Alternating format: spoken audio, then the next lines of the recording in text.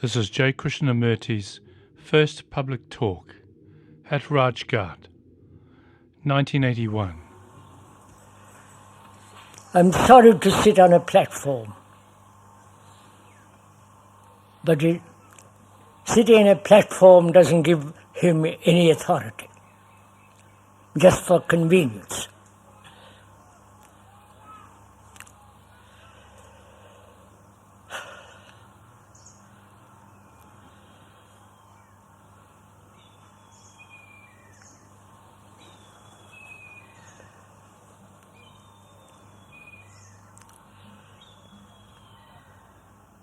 First of all, if I may point out, the speaker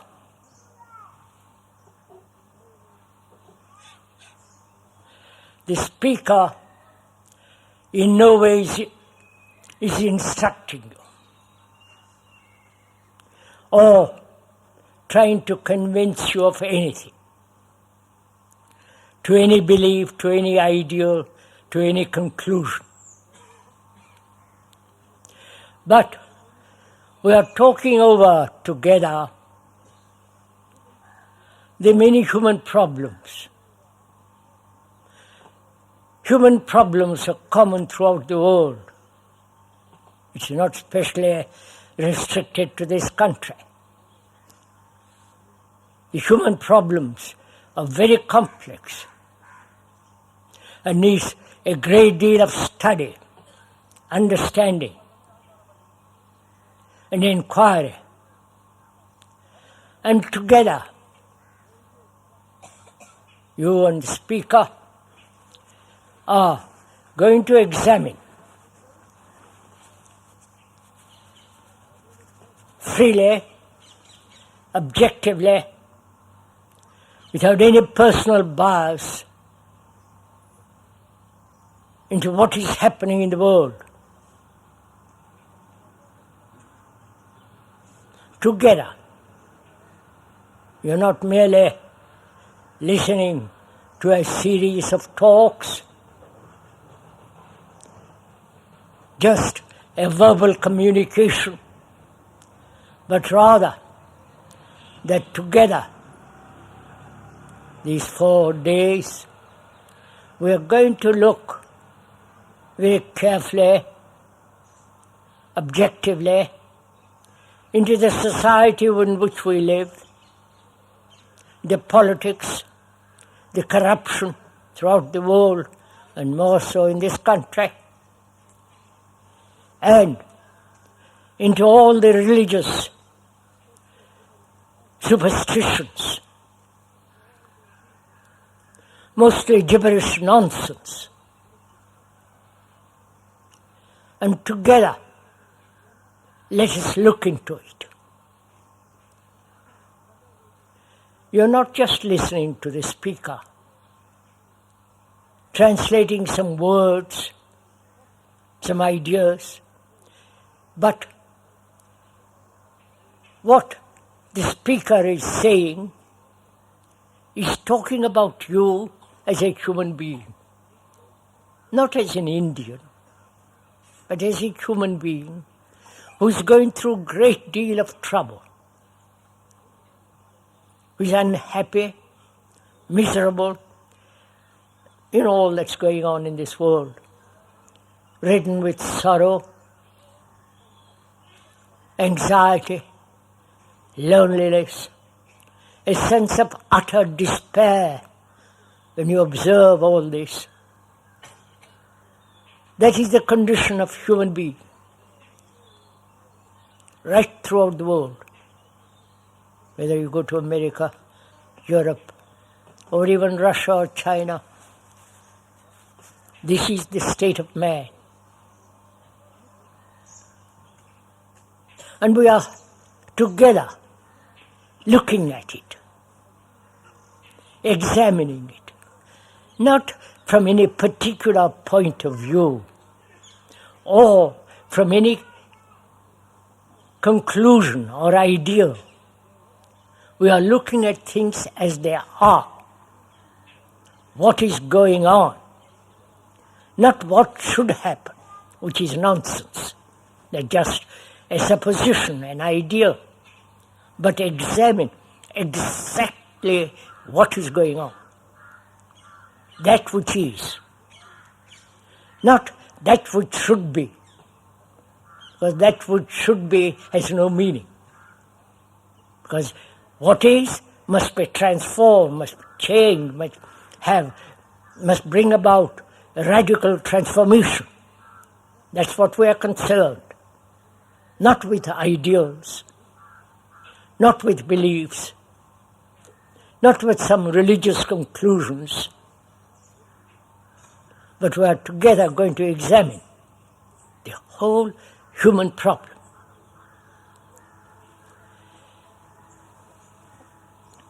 That is the first statement I would like to make, that together we are going to examine. And what the speaker is saying is a description, is a verbal communication, a statement of what is going on, which are probably most people know, but it must be stated. And how you translate what you see depends upon one's conditioning. It depends upon one's opinions or historical conclusions.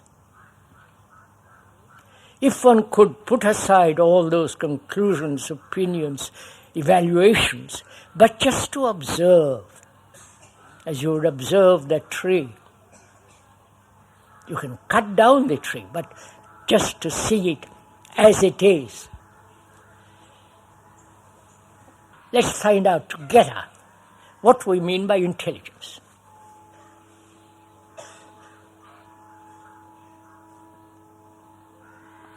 According to the dictionary meaning,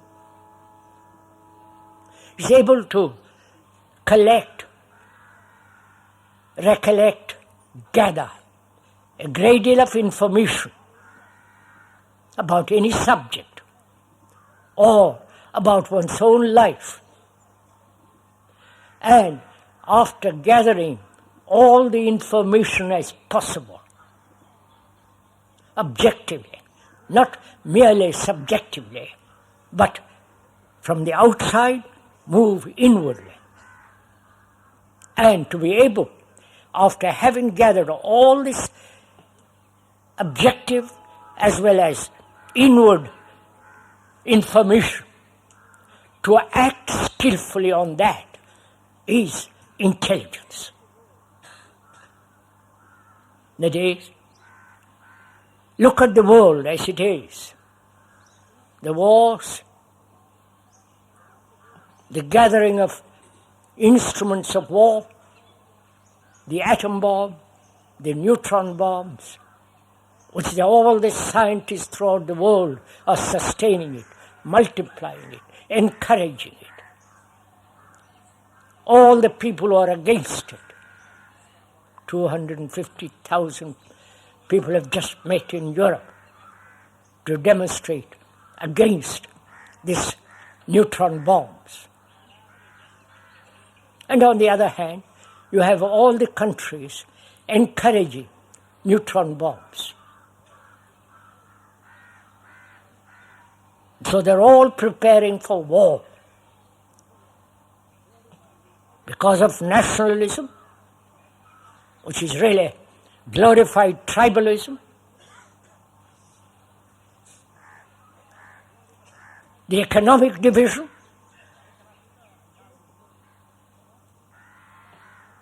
the political corruption, not only in this country, this is a state all over the world.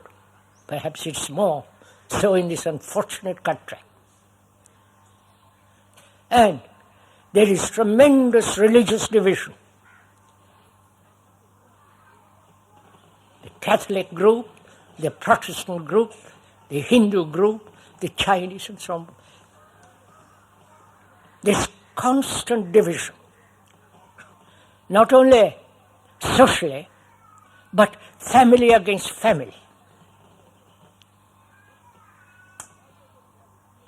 This is the state of the world.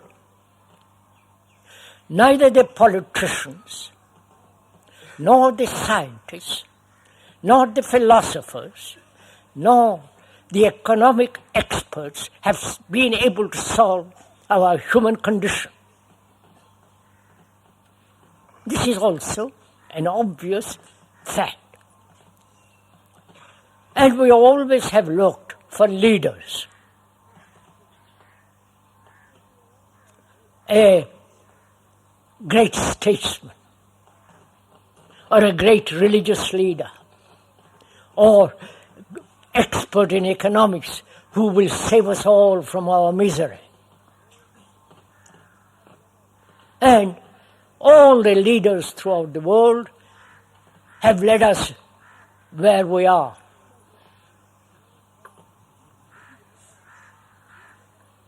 And I don't see why we depend on leaders at all.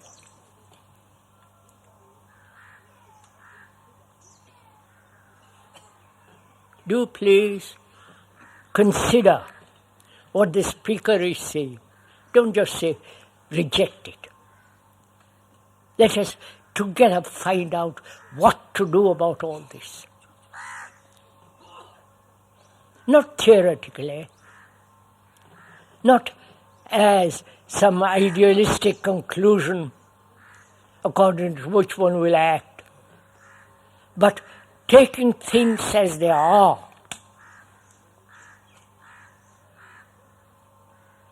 The national, religious, sectarian, the absurd divisions that's going on throughout the world, the conflict between each other and in ourselves. Not knowing what to do, we depend on others, on Upanishads, Gita, or the Bible, or some preacher, or some guru. So that we have become incapable of becoming totally responsible for ourselves.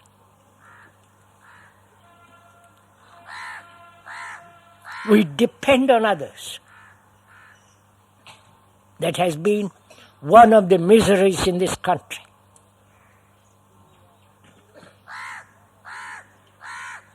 You have had guru after guru, saint after saint, whatever they may, the saints may be, probably neurotic. And we've had political, religious, every kind of leader. And we have blindly or reasonably or satisfactorily followed them. And when you observe all this, we see what we have become. Unfortunate, unintelligent, conflict with each other, corruption, preparing for war, for which we are all responsible. Because when you buy a stamp, or when you telephone, or when you pay a tax, we are supporting war.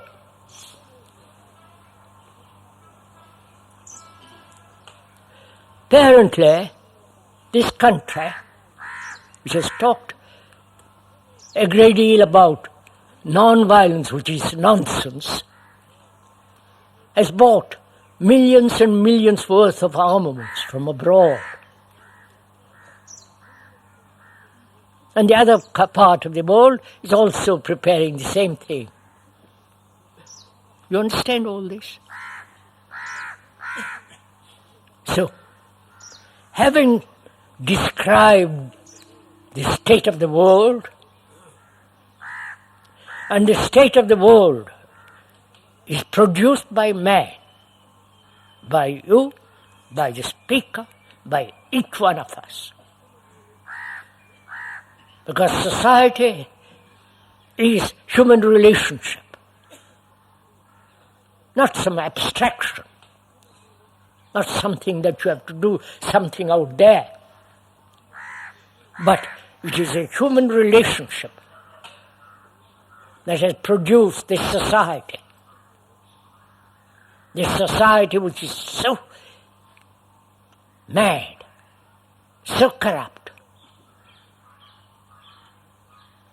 So, having described all this, which I'm quite sure most of us have also looked at the world with clarity, objectively, then what is one to do?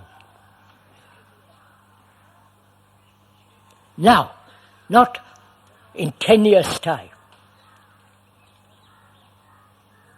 What is, as a human being, what is our responsibility? And you can only be responsible totally when you do not depend on politicians, leaders, gurus, and all that. When you feel totally responsible for your actions, which we don't.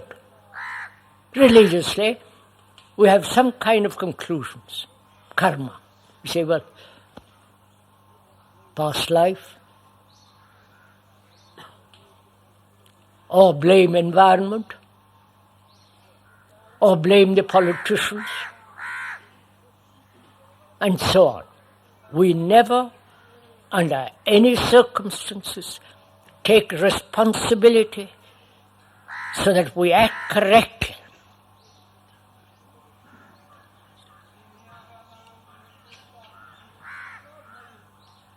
Now what shall we do? Will each one of us undertake to be totally honest?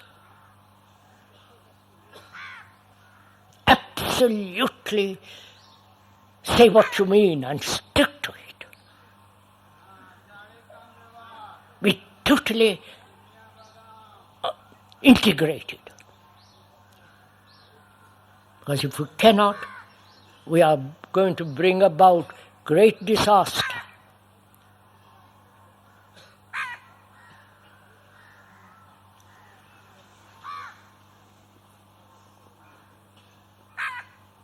Can we face our responsibility?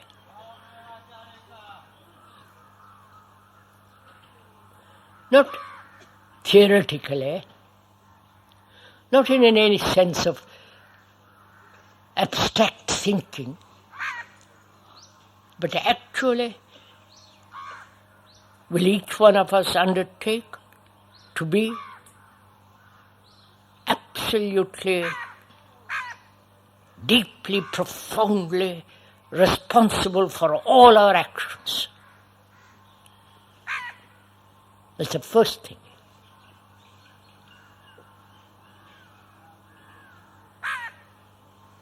When we listen to each other, as we are doing now,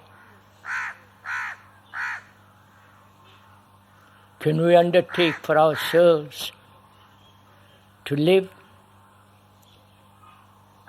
with such integrity that we become incorruptible? Because if we could, then a group in this part of the world or in this part of the country, another group, you understand? That's the only salvation for this country.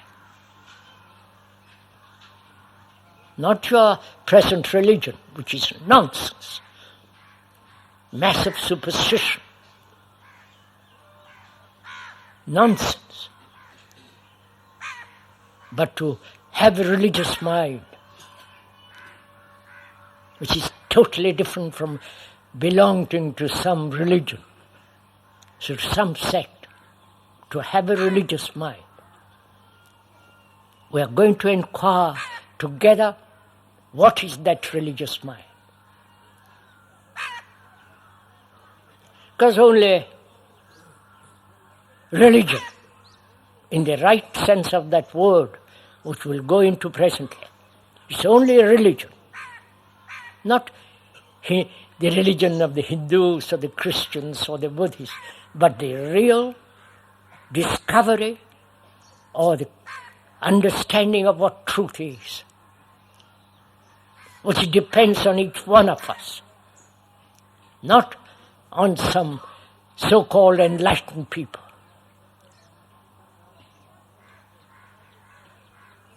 So we are together going to examine what is a religious mind. As we said, only religion. We'll explain what that word means presently. Only religion has brought about at any historical time a new culture, totally independent of the old superstitious, ritualistic, repetitive nonsense. Totally different. And we are going to inquire into that. Religion. The word religion, etymologically, that is the root of the meaning of that word, is not very clear.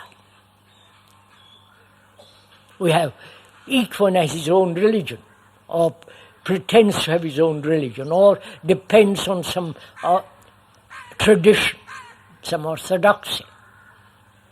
But the word religion comes from the root to bind. To bind oneself to something greater. The greater can be invented by thought, but that's not great. I don't know if you follow all this. To have that sense of diligence, to the discovery, or to come upon that which is eternally true. That is really religion. A sense of total dedication, commitment to uncover that which is beyond time, beyond thought, which is not an experience. So we're going to inquire together whether human beings, you or another, will be able to come upon that truth. Because all our culture is disintegrating throughout the world, degenerating. And the threat of war, the threat of the computer,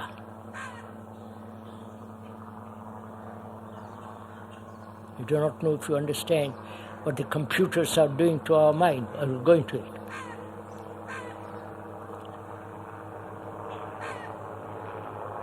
Whether our minds, which includes the brain, whether our brains are capable, as they are now, to discover or come upon something that is timeless.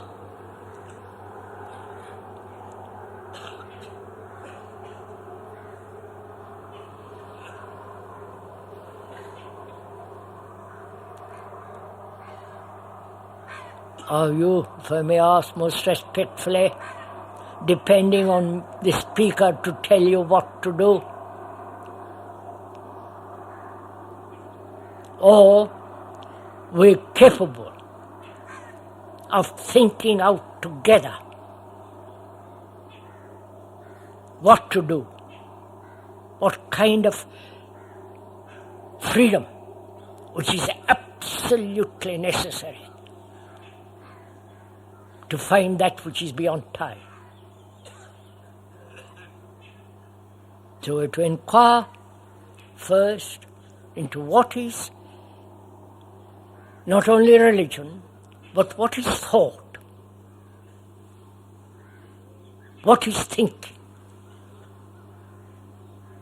Because all our activities, all our imaginations, all the things written down in the Upanishads or whatever religious books are put together by thought.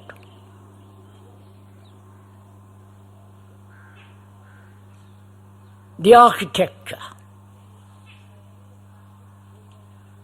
all the extraordinary technology that is going on in the world, and all the temples, and and those things that contain in the temple, whether it's the Hindu temple, the mosque, the church, are the result of thought. All the rituals are invented by thought. The puja, the worship, everything is based on thought. Nobody can deny that.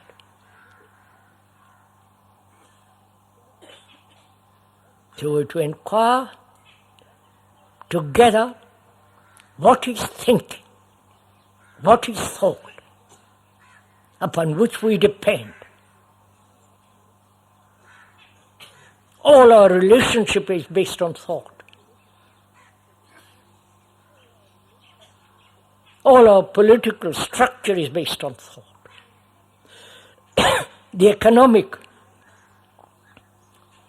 structure is also the result of thought.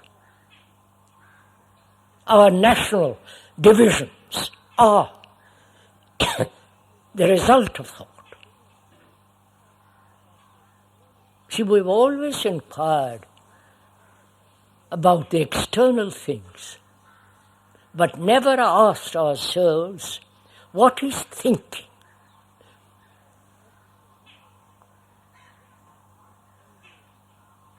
What is the root and the consequences of thinking?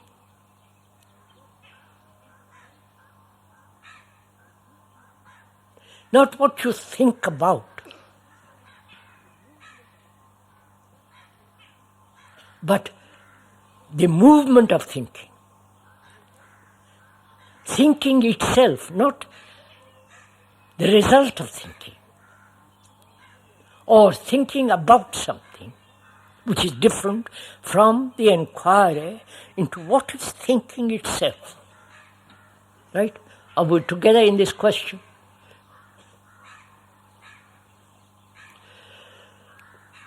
Yes.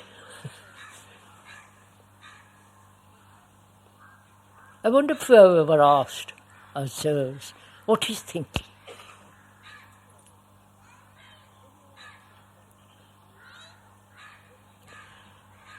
When you're asked a question which is very familiar, the response is immediate. See, what's your name? You answer it immediately. Because you have repeated it so often, it comes out very quickly. But when you're asked a more complex question, you take time. Time between the question and the answer. During that time, you investigate, you think, you ask, you inquire. Either you look at a book, or ask somebody, or your own memory, reviving the memory and giving the answer. So there is time interval between the question and the answer. This is obvious. And also, when you're asked some question, one is never honest enough to say, I don't know. So that these three conditions of thought, that is familiar, then the time interval between the question and the answer, and to say, I don't know. You don't know about God, do you? You believe in God. I don't know why, but you believe in God. And you have never inquired whether we have not made God, our thinking has made God, and if the God exists, he must want us to lead a rotten life. Right?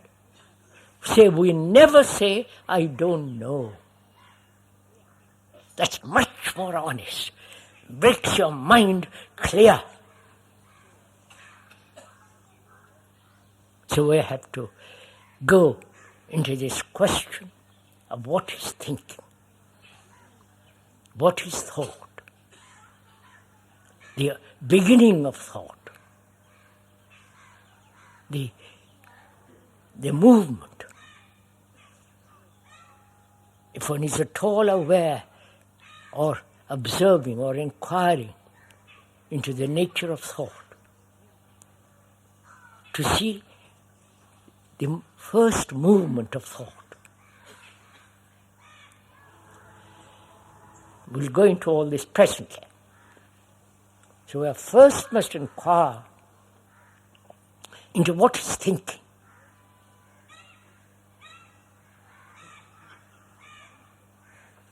Which is the central factor of our life. All the business you do, all the worship, the images that thought has created, either by the hand or by the mind, which thought then worships. You understand? I wonder if you understand. Are you all going to sleep or we are together?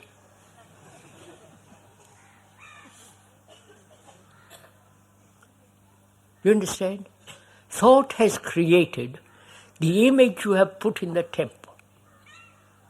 Temple, church, mosque, whatever it is. Thought has created it, invented it. Then thought worships that which it has created. And that you call that sacred. So we have to inquire whether thought is sacred or it is a material process. You understand the difference? Either thought is a material process, and therefore whatever it does, whether it creates gods, nirvana, anything it creates beyond its measure is still thought, a material process. Or thought is the only instrument that man has, and whatever it does must be correct. So we're going to inquire into what is thinking. Thinking is common to all mankind. Right? Thought is not my thought. There is only thought. Thought is neither oriental or occidental, east or west. There is only thinking. Right?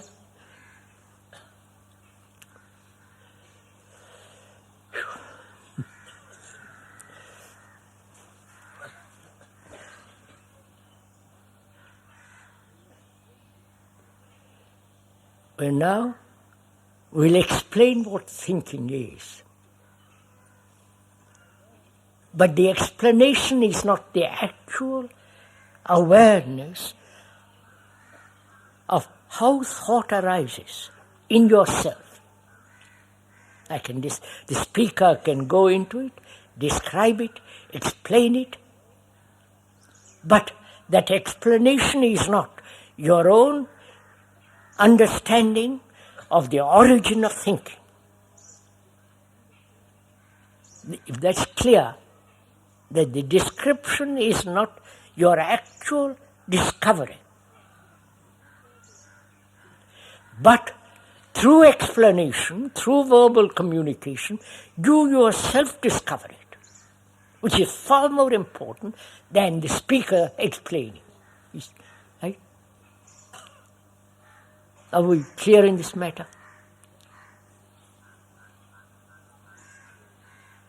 Sir?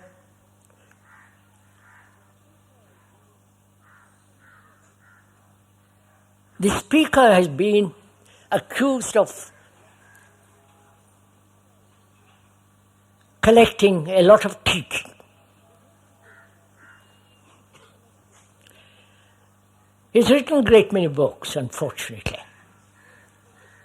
He's talked a great deal throughout the world for the last 60 years.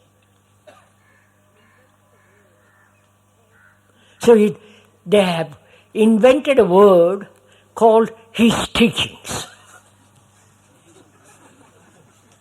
Just a minute. The teachings are not something out there in a book. What the teaching is, or are, says, look at yourself. Go into yourself. Inquire what there is. Understand it. Go beyond it. And so on. So you are not understanding the teachings, but you are understanding yourself. Only the teachings are a means of pointing, explaining. But you have to do not the teachings, but the understanding of yourself. Is that clear?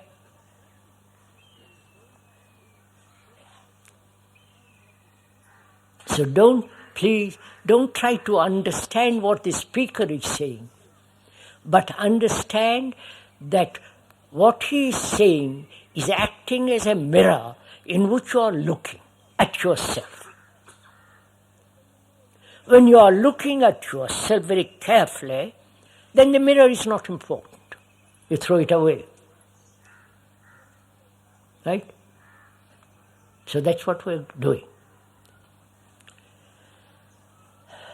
What is thinking? Upon which we all depend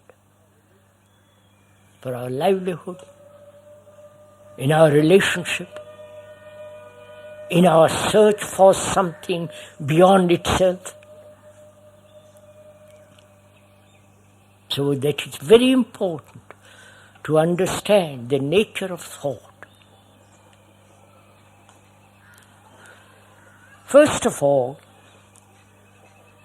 the speaker has discussed this matter with great many of the scientists of the West who have gone into the question of the brain.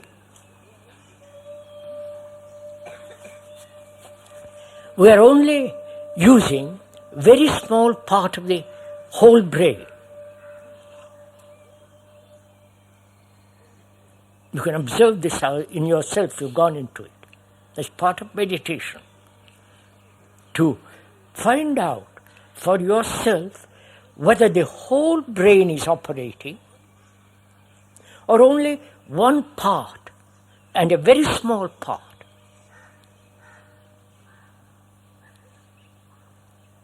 That's one of the questions.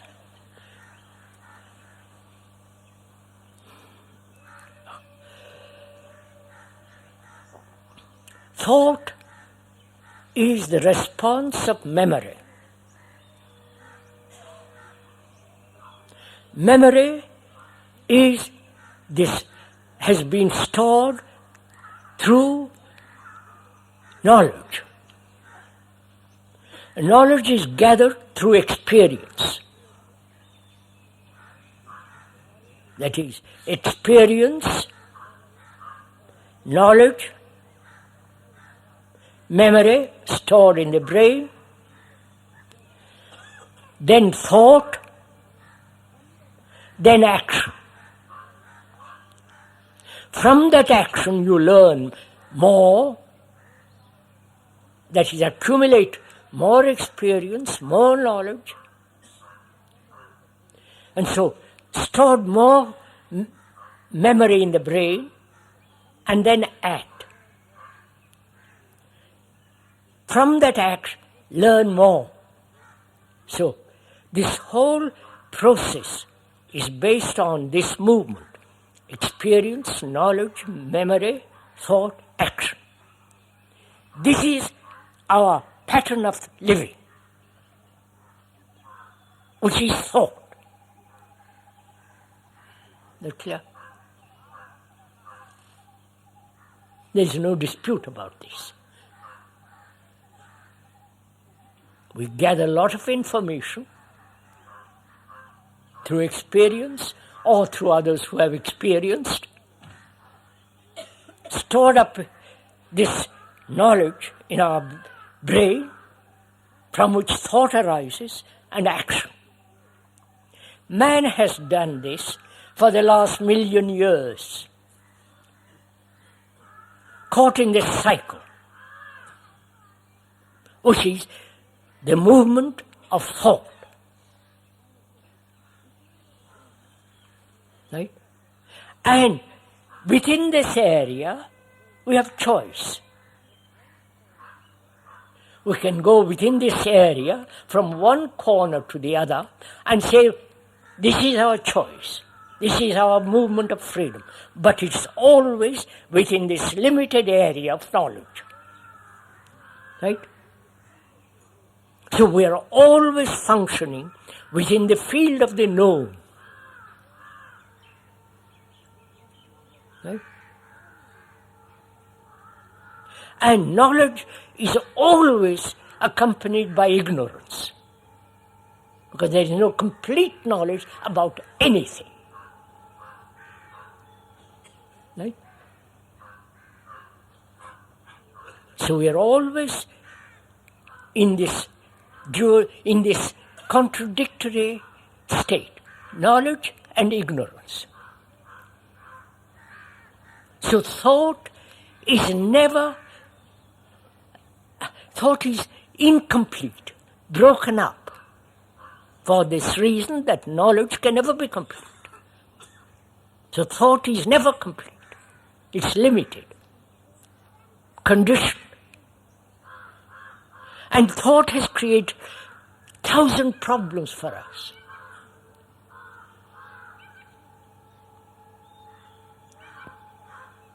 So, knowledge is necessary. Otherwise you won't be able to go from here to your house. Knowledge is necessary when we are communicating with each other in English or in Hindi, whatever language it be. Knowledge is necessary to do so many things, to cook, to wash dishes. Perhaps not to wash dishes, probably not. To do any kind of skill. Thought is necessary. But psychologically, inwardly, is thought necessary? You understand my question?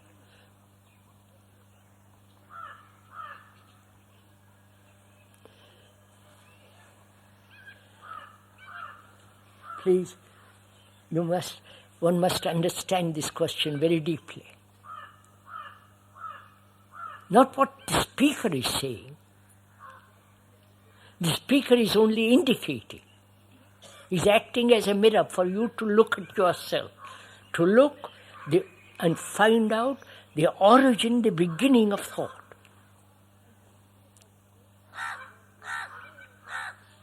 And you can see how thought is operating all the time in our life. When we meditate, it's thought. When we seek truth, it's thought. Or the suppression of thought. And who is the suppressor? Which is still thought.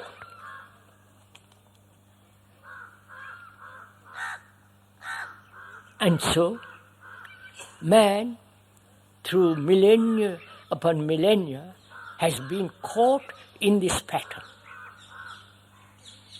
So in this pattern, There's never freedom. Because knowledge can never bring freedom. Because knowledge is always limited.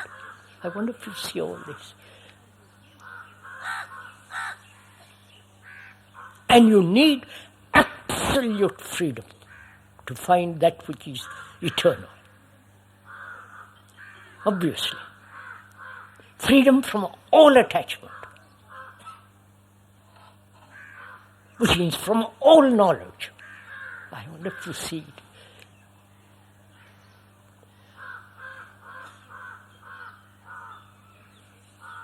So knowledge has become necessary in a certain direction, and knowledge is the most dangerous thing that we have inwardly. You understand this?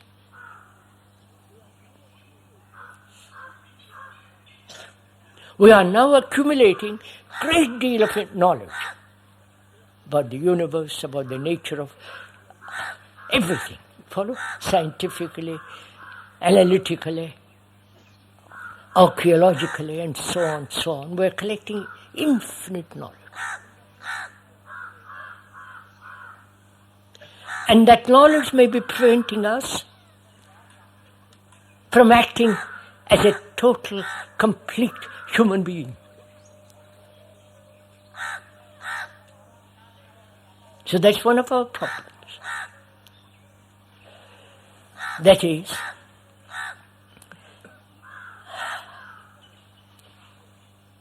the computer, of much, I'm sure of which you have heard, can outstrip man in thinking. It can outlearn man. It can correct itself. It can learn to play with master chess players and beat them after fourth game or fifth game.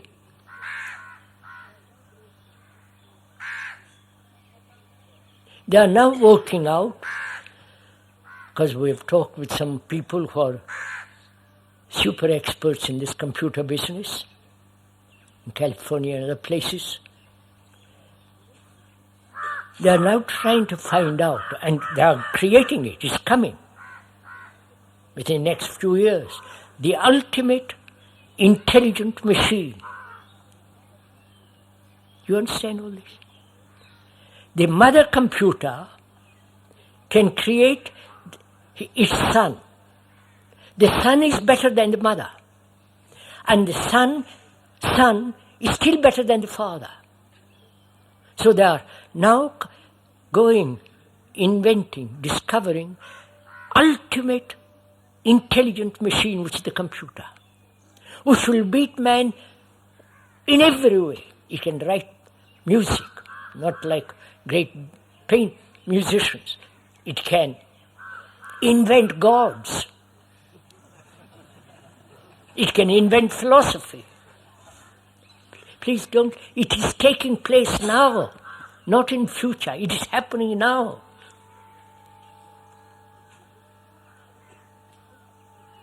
So, if the machine can outstrip man, then what is man? What are you? You understand? You have accumulated a great deal of knowledge. The machine, the computer, can have far greater knowledge than anybody. The size of a fingernail can contain the whole of British Encyclopedia Britannica, whole of it. You understand?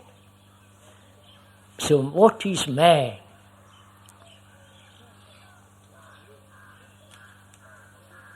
Man has lived so far by the activity of brain, keeping it active, because he has struggled to survive, to accumulate knowledge skillfully, to secure, to have safety. Now the machine is taking all that over.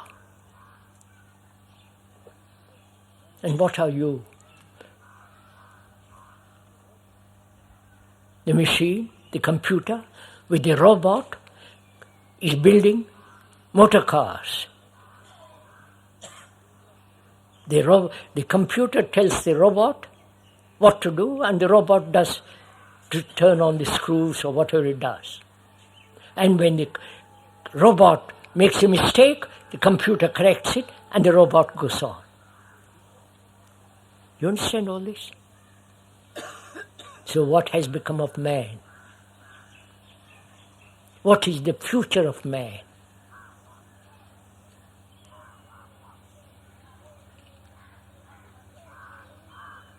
If the machine can take over all the operations that thought does now, and do it far swifter, learn much more quickly,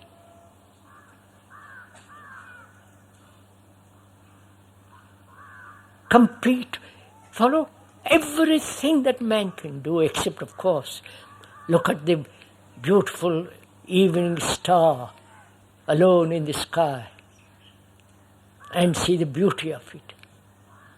The extraordinary quietness, the steadiness, the immensity of that. Of course, the computer can't feel all that, but it may. They are working it furiously. So what is going to happen to our mind, to our brain? This part of thinking, please follow all this.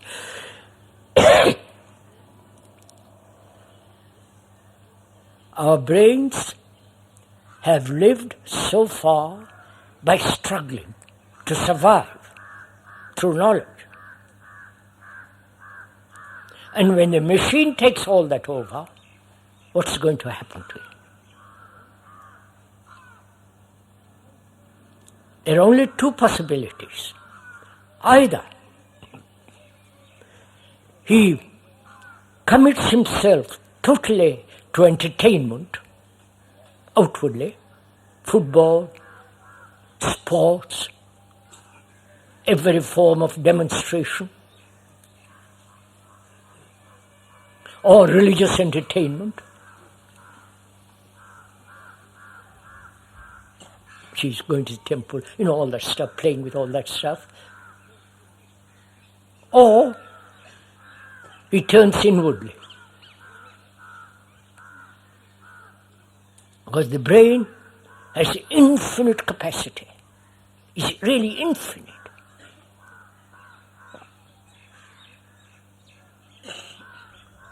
That capacity is now used technologically, which the machine is going to take over. That capacity has been in the gathering of information, knowledge, scientific, political, social, religious, And that brain has been occupied. Suddenly, that brain's capacity is being taken over by the machine.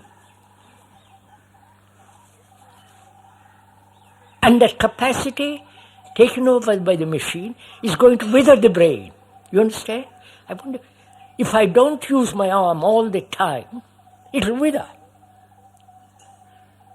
So, if the brain is not being active, working, thinking, which the machine can do far better than the brain can, then what's going to happen to the human brain? Either the entertainment or the inquiry within himself, which is infinite. I hope you understand all this. Right? So we have said that thought is the expression or the reaction of memory. Memory is the result of knowledge, which is experience.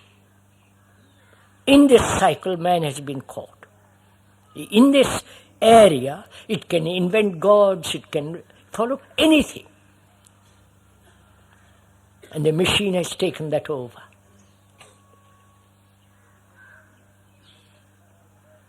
So either I inquire into myself, which is infinite movement, or plunge into entertainment. And most religions are entertainment. All the rituals, the pujas, is just a form of entertainment.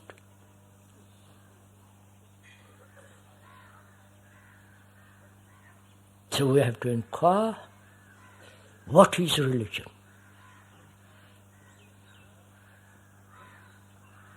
Which is where to inquire whether we can put our house in order.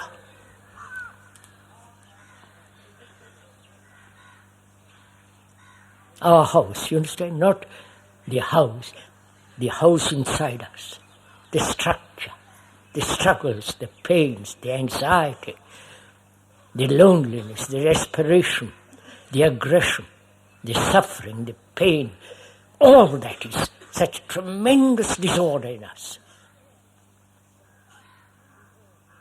And from that confusion, disorder, we try to bring about order out there, politically, economically, socially, all that, without having order inside. So, to expect order out there without order here is impossible, right? Please see the logic of it even. We want it. You want in this country, which is degenerating so fast, anarchy, total disorder is there, corruption, bribery, every form of dirty tricks that one can play from top to bottom. Our house, which we have created, is in total disorder. And we're always asking order out there. Please, the politicians, create order. And we are never saying the order must come first here, in our house. And then only you'll have order out there.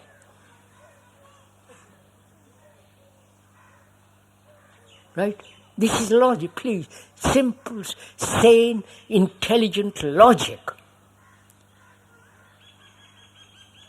But you see, we never want order here, we want order there.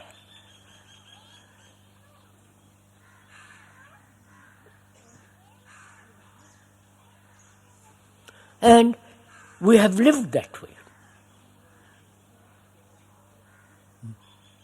All past generation upon generation has lived that way. We are the we are the result of all the disorders of thousands and thousands of years.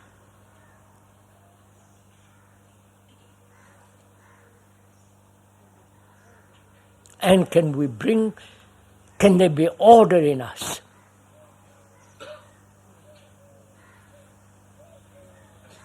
And is it possible to not to bring order, but to understand what is disorder? If one understand in the sense, realize our disorder, see what its nature is, how it comes about, and so on, in the very awareness, in the very comprehension of it, into the very insight of it, there comes order. You can't create order when your mind is in disorder. So, please follow this meaning. Give your attention if you don't mind. We now think order is the opposite of disorder. Right? But if we understand disorder, which is the fact, not order, then the very unraveling of it, the very investigating of it, tearing it apart to find what disorder is, out of that comes order. Order is not a blueprint. It's a living thing, as disorder is. But they are totally separate. Out of disorder, order is not possible. What is possible is the ending of disorder. Then there is perfect order. So we are going to inquire, what is disorder? How does it come about? Why human beings, highly educated, highly technologically capable,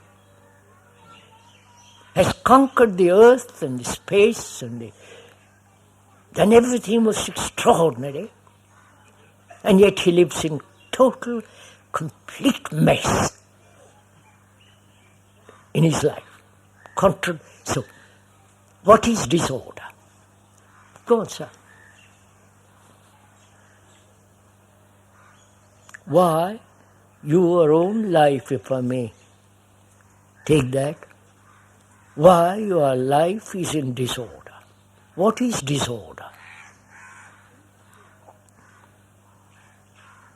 Any state of contradiction, right? Contradiction indicates disorder. Imitation indicates disorder. Conformity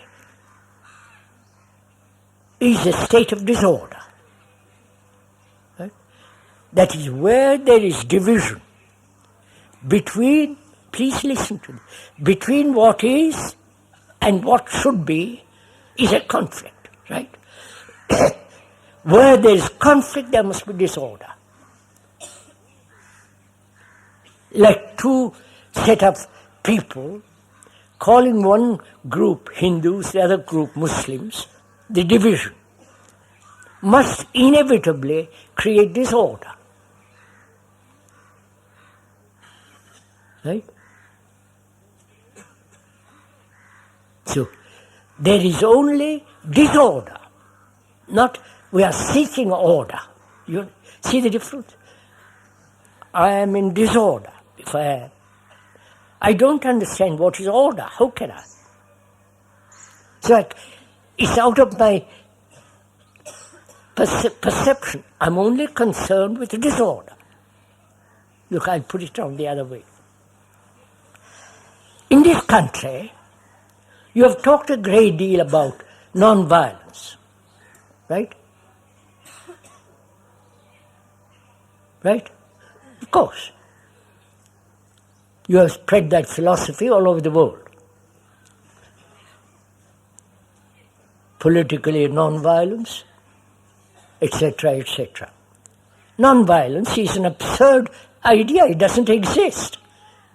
What exists actually is violence.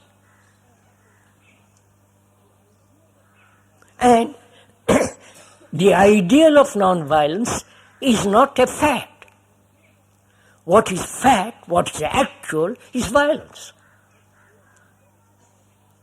But we have invented non-violence as an escape from violence. You following me? Please, play with me a little bit, would you? So, when I am pursuing non-violence, when I am actually violence, there is hypocrisy. There is dishonesty. There is lack of integrity. The integrity is to face the fact. Say, yes, I am violent. Not pretend to eventually become non-violent. If you are saying, I will eventually become non-violent, that eventuality is the extension of violence. I don't know if you know all this. So I'm only concerned with what is, which is violence. Then what is violence? Obviously, to physically it hurts somebody. Physically, to attack some, anger and all the rest of it. Or violence is a state of contradiction in which I live. Why is there contradiction?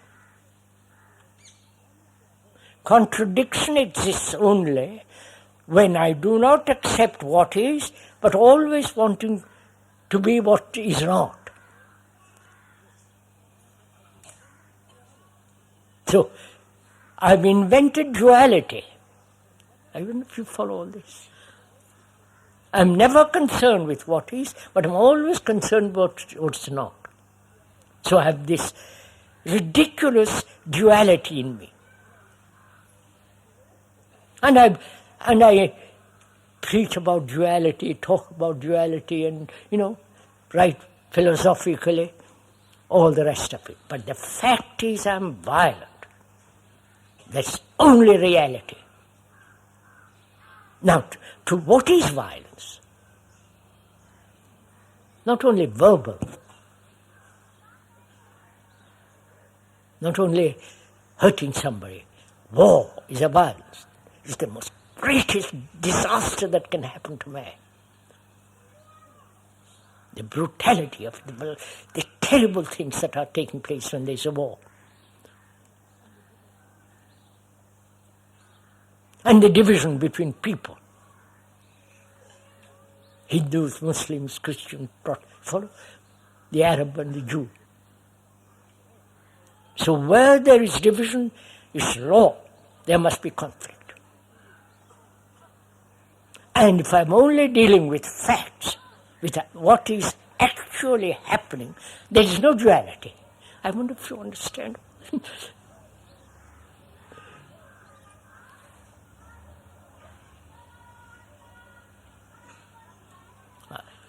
Violence is in the nature of man. He's part of it. It is inherited from the animal and so on. I won't go into all that. And can there be end to violence in us? That's the end to disorder in us.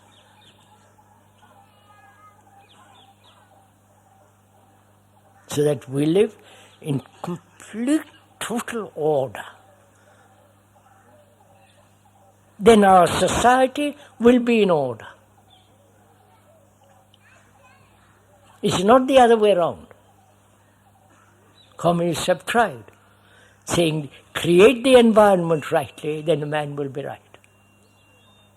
But they have not succeeded. No revolution has succeeded. When they say, change the exterior, laws, the structure of society, all that. But they have never said, is it possible to bring about order in oneself? Which means, don't follow anybody. Well, you're all followers. Second-hand people.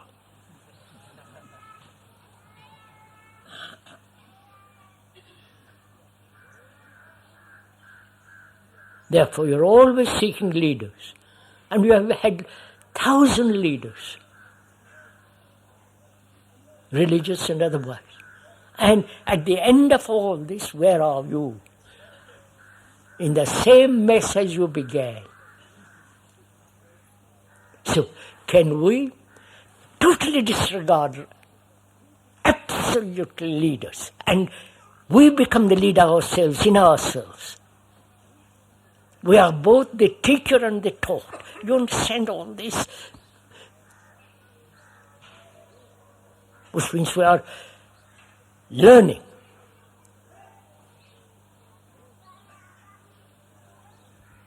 Not from somebody,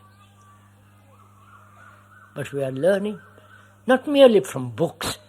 Books are nothing. The computer is the complete book. Learning from observing, from listening, from seeing the beauty of the earth, seeing the beauty of the trees, the clouds, that single star of an evening, listening to the birds, so that we become extraordinarily sensitive.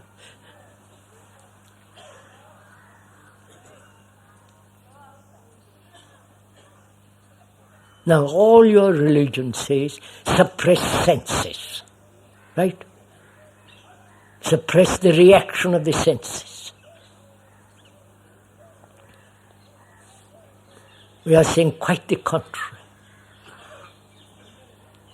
which means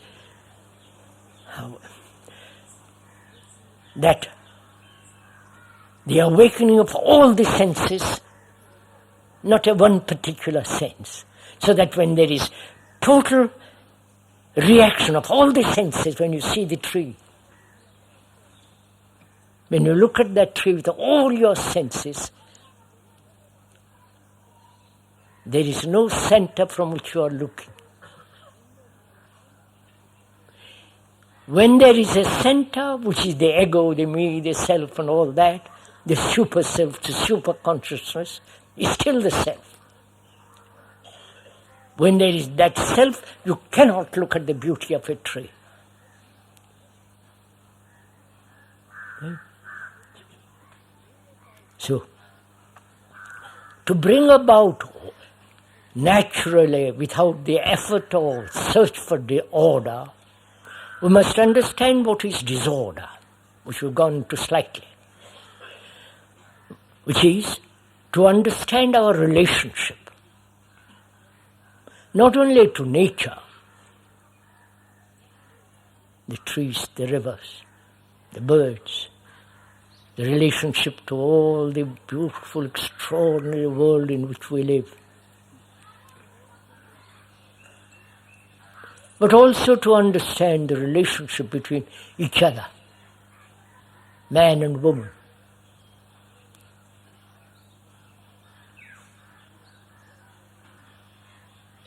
Do you understand your relationship with your wife, with your husband, or your relationship to some extraordinary guru who is rather slightly neurotic?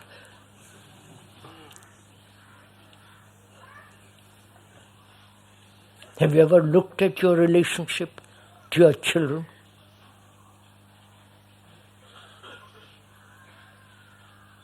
To your wife, to your husband, to your politicians? Because if we don't understand relationship, that brings about disorder, which is conflict between man and woman or between each other. So we must understand to have total order in the house, which is house, not the house which is the house in which I live all the time, which is myself. If there is no order there, I will never have order with the universe, because the universe is living in total order. I don't know if you follow this. Sunrises, sunsets, the seasons, the extraordinary things that are happening in the universe, all without cause and therefore with order. And we live in disorder because we have causes. The cause is either reward or punishment. That's the basic cause of our life.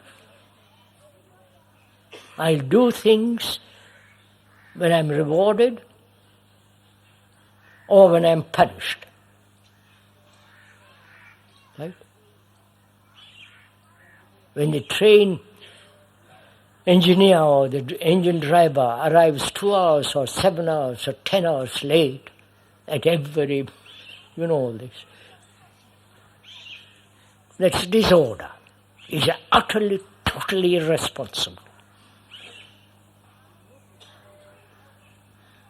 And nobody says anything to him. But if you frighten him, he'll become orderly. Or you reward him. Right? If the guru rewards the disciple, or it's the same thing. So we depend on others to bring about order in our life. And that very dependence is disorder.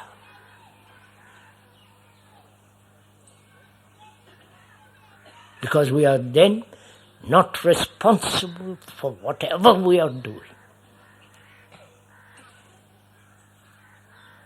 So, if we have time, we ask you to answer. 11. We'll talk some more and finish it. We have to go into this question of relationship.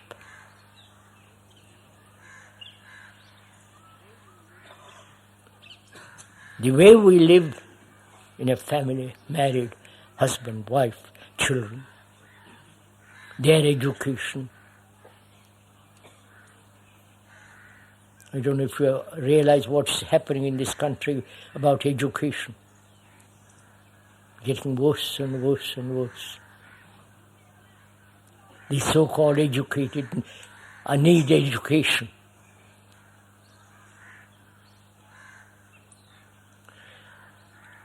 So we must understand this extraordinary complex problem of human relationship, which is the basis of our disorder.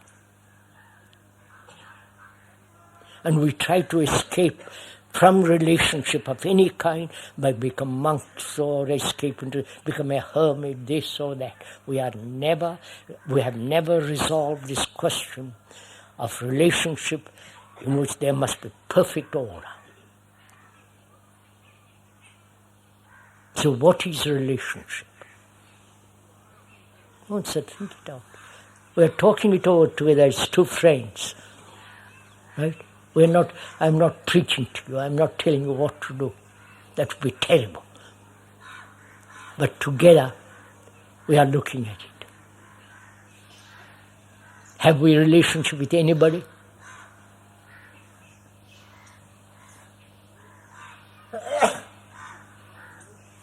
Or our relationship is like two parallel lines never meeting.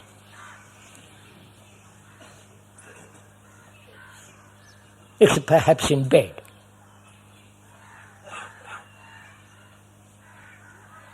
So our relationship, however close, however intimate, are running like two parallel lines. And therefore there must be conflict. Where there is division, there must be conflict.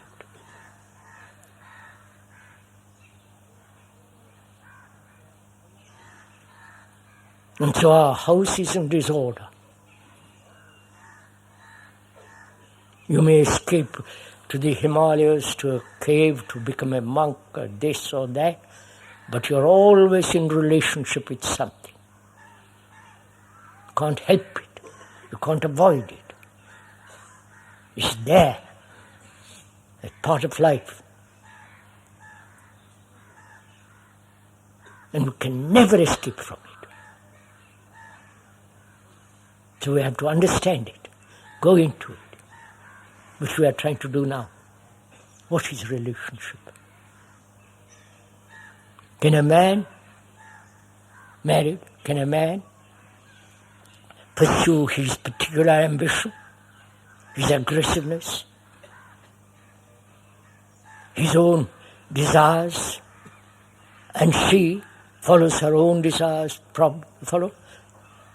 to two people running together, separate, parallel, never meeting.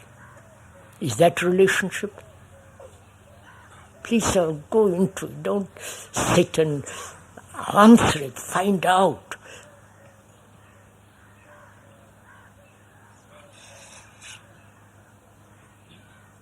The man goes to the office for the 10 hours a day or 8 hours a day. Think of it. 50 years, 60 years of his life in an office, doing something which he doesn't like.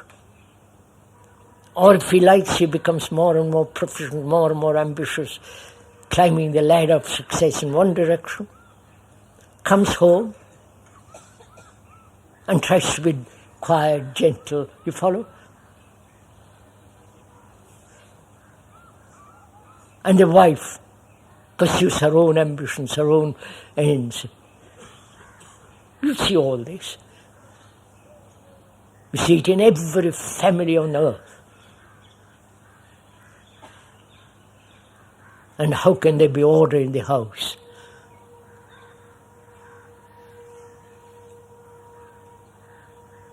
That is, thought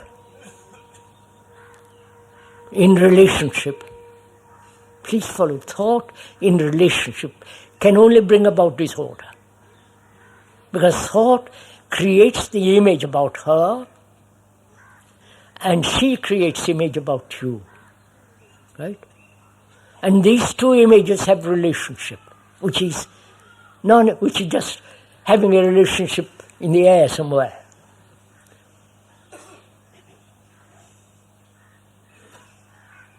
Now, to see that, to be aware of it, and not create the images. You understand all this? Oh no, you don't. You have never even thought about all these things.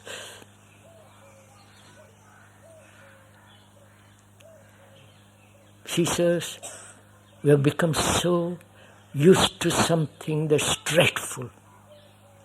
We have become used to conflict. We put up with conflict. We have explanations for conflict. Quote the Gita, open some book or other. But we have never said can I live completely a life without conflict?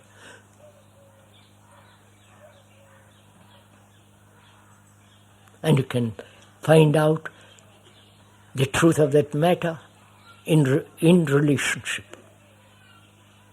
which is never to create an image about her or about her about you. You know, that requires, what does it require? You see, you're not even thinking.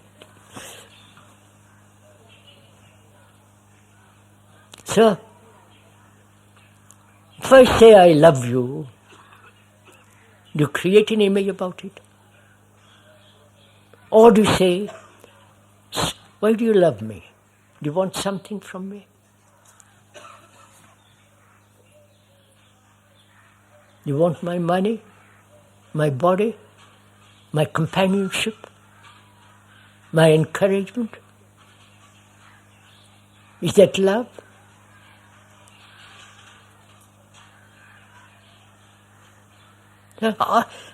You're all married or unmarried or girlfriends, whatever you have. Do you love anybody? That is, to ask from the other person nothing.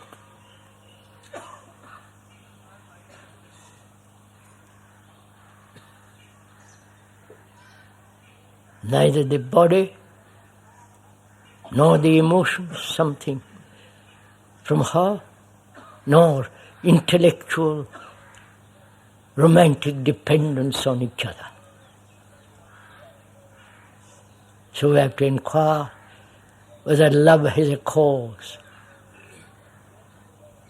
If love has a cause, then it is not love. Right, sir?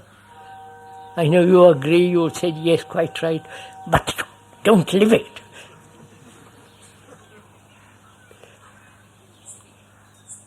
You see the logic of it, you see the analysis of it, verbally you accept it, but you say, look, let me find out if I can live without a single conflict.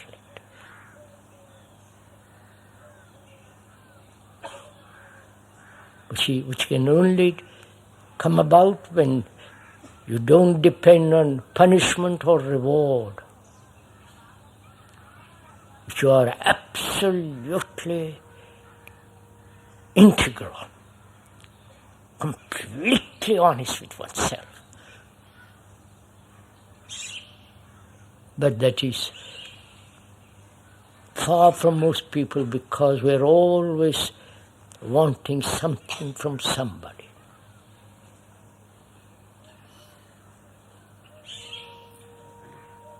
The religious people are wanting heaven or whatever it is through somebody, or sacrifice themselves for something. Take vows and all that. Do you think that is a religious life? To have constant conflict inside, burning of desire.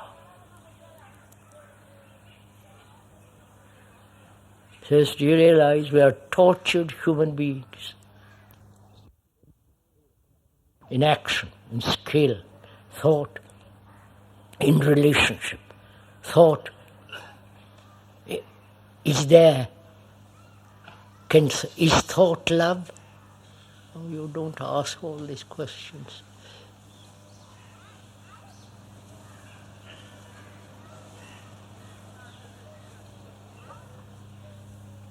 Now, sirs and ladies, you have heard the speaker for an hour and 20 minutes or more. What is the actual state of your mind? Now, not tomorrow.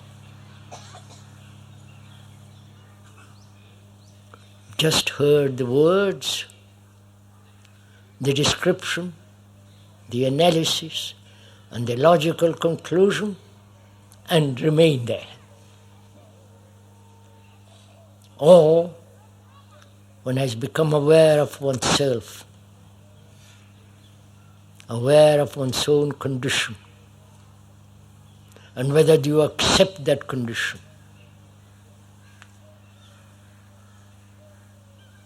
The condition of suffering, pain, sorrow, fear, anxiety, and so on. That's our condition. Whether you are living in India, in this country, or in Europe or in America, that's our conditioning of all human beings.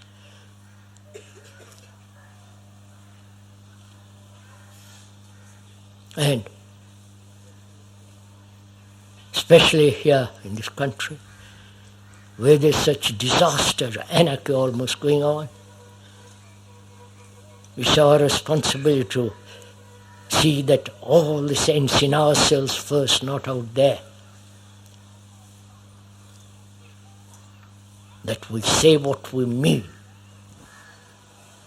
have profound, immovable integrity.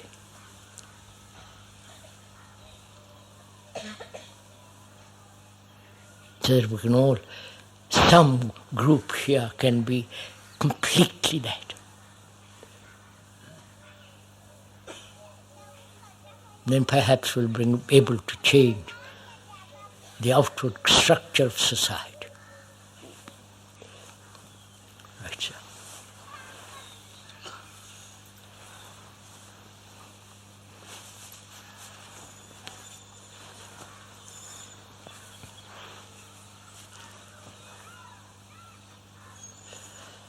It's a nice spot to sit quietly, isn't it?